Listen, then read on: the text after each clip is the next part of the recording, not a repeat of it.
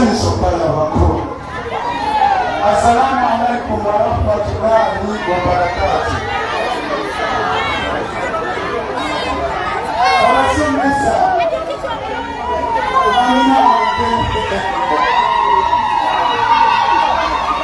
nsanyusa okwalabako hajjati.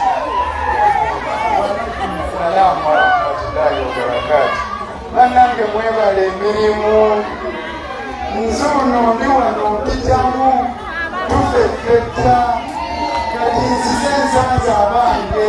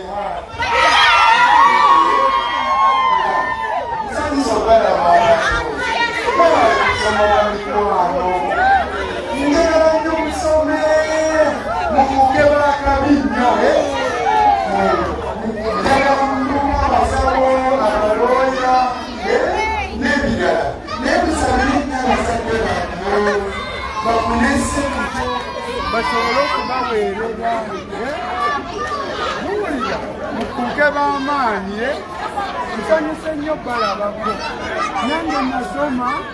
nange nasoma nefuuka looya nammwe musome muwulidde bamikwano mwebale nnyo mwebale